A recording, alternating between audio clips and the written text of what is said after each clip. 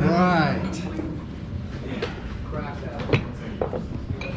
All right, Senor David, take it away. You have Good 10 morning, minutes. everybody. How are we doing today?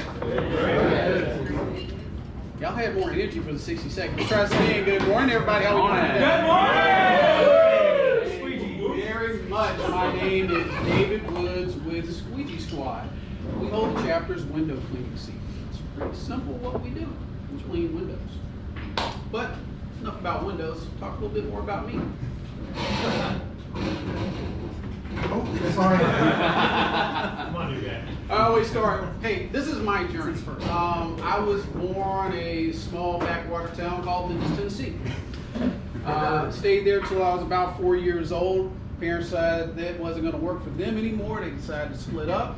And I ended in another little small backwater town called Nashville, Tennessee. Woohoo! You ever heard about 2nd Avenue and all of those things? Yeah, it's all true. After that, moved back to Memphis, went to the University of Memphis and got a degree in mechanical engineering. My favorite guy right there. He can do anything on the Starship. After that, I actually hated engineering. Last job that I ever had, I had to shut down a plant and move it over to San Luis Potosí, Mexico. Crossing the strike line every day was not very fun, especially under armed guard, in order to do that. So I went back to what I always knew. Families that always had restaurants, and that's where I ended up. Get back into hospitality for many, many years. That brought me here to the Atlanta area. Got here in 2000, been here ever since. Worked in hospitality, did a stint in commercial real estate. Went back to hospitality after the 2008 issues that we personally had. And then decided to go into corporate finance. My man, greed is good. No, it's not. Did that for many, many years, turned into a corporate zombie. Absolutely hated it. I was in my last job, I was in a car 4 hours a day, driving just to spend another 12 hours a day, wondering what the hell am I doing here? Can't do this anymore. Wife says, what are you doing? You can't do this anymore. What do you mean I can't do this anymore? So you gotta do something else, or you're gonna lose your mind. And so we decided to do Squeegee Squad. So that's my personal journey, what got me here right now. More importantly, my wives. This is 2 of 5, aka the center of my universe. She keeps me grounded. Everything I do rotates around her. Then we have the others. 3 of 5, also known as my oldest, Nicole. Currently up in Chicago at the University of Illinois, Chicago, becoming a computer engineer, and she actually loves it. Whereas I'm not a happy engineer. I think we all know this one, the true member of this chapter, and this is me. This is the one, Alicia. And then we got little man, 5 of 5, aka Lewis. This is him at the North Georgia Grappling Association. He took gold in his match. He gets another 2 inches. I'm gonna have to do something. This kid here, he came up on me the other night and put me in a headlock, and I'm like, really? I actually am like, okay, here we go. So let's have some fun, kind of. Things that I do. See right here with my son. That's me in the background. That's when we were off the Florida Keys doing a nice dive trip. That's something that we do. Always loved it. He said to me when he was like 10 years, Dad, I want to go scuba diving. So we all know kids are like, they find the craziest things they want to get into. Sure, no problem. Found a little course, did that. You actually want to get certified, we did that. And it is a wonderful experience. Very zen-like when you're under that water, because you actually don't have to think so much, but you actually have to think, and you're concentrating on your breathing. So it's wonderful. I encourage anybody who wants a new hobby, scuba diving. The thing that I personally like to do is my mad scientist name is culinary, but I also do home brewing, distilling, mead making, wine making, anything to do with ethanol, I pretty much do it.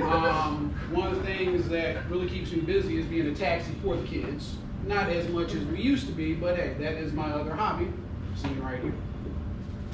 So, what do we do?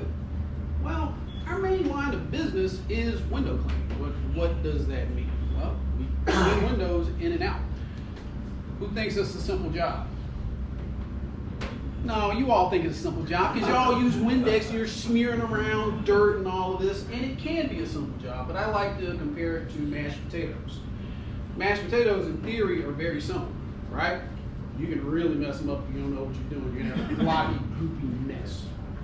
Some of the areas that we work in, I tell everybody, we work everything from high rise and high risk all the way up to your own personal home. That includes commercial, residential, you name it, we will clean it.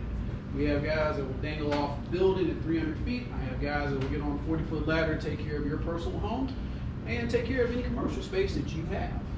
Another thing that's really big for us, especially this time of year, our holiday lighting. We come in, we custom craft a package just for your home. We don't go to Home Depot, pull a whole bunch of stuff off of there. All high quality materials, commercial grade. Like I said, everything is guaranteed to stand up to winds up to 70 miles per hour. So anytime that you have any issues, we come out and fix it, we maintain these packages, store these packages. Every bulb works. Every bulb works until it doesn't, and then when it doesn't, we come and take care of it. Unless you have, squirrels chewing on your lines, then we'll have a conversation about that. But that's what we do a lot of our core lines of business. We do other things, but this is what the majority of it is.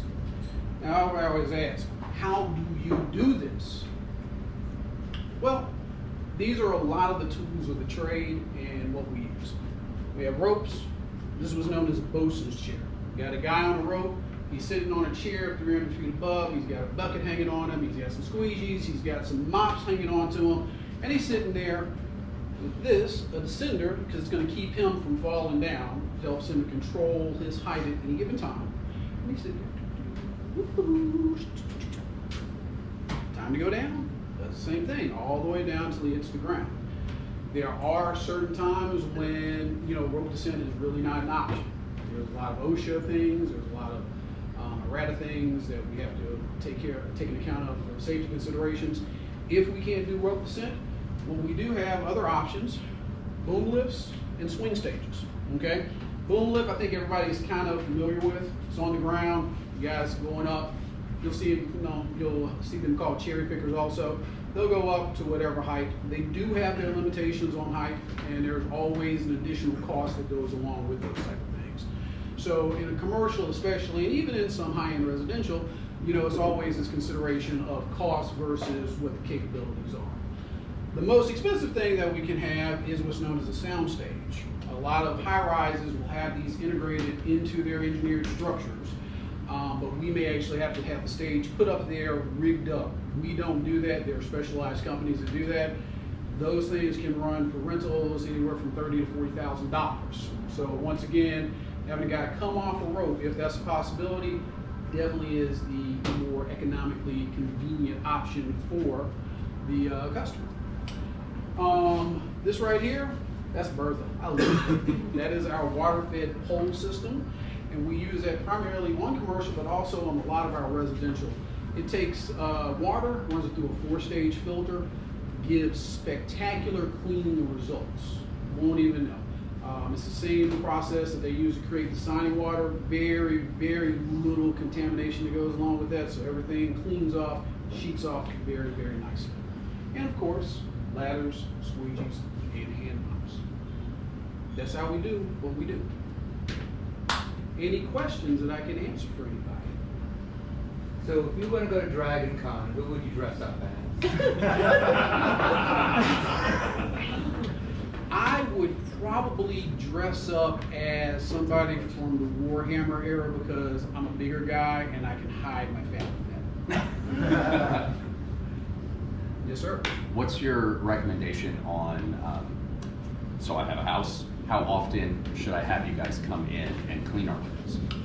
It depends. You ask, some companies are going to say you need to come out every 3 months. I'm not going to tell you that. It really depends on a couple of things. Number one, how close do you have foliage next to your house?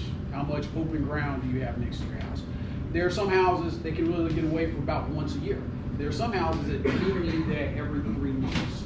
And that also depends on the type of windows that you have. If you have an older home that has storm windows, that's a lot more complicated of operation. But once that detailed cleaning has been done, we can just handle that exterior storm component and that's a lot quicker that way. So it really just depends on a lot of different factors. Got a quick question. Yes, So sir. if I have you come out and do the Christmas lights, I don't know anything about outdoor lights. Yes, sir. So could you tell me like what ones I need and how much to get? and all of Absolutely. that? So when we come out, we do a design process with you. We take photos of your house, we present a whole presentation, we mock up everything, we talk about what you're looking for, we talk about what your budget is, and then we get your feedback on what your vision is. Can you do this? Can I do that? Oh, all right. All right. Kirker Picard. Last question. I'm sorry? Kirker Picard. Who's your captain? Oh, Cisco. Only correct answer. Hey, Cisco. Wait. one more question. Can you Like- smile for a picture? Show us your personality more, please. All right. Thank you so much.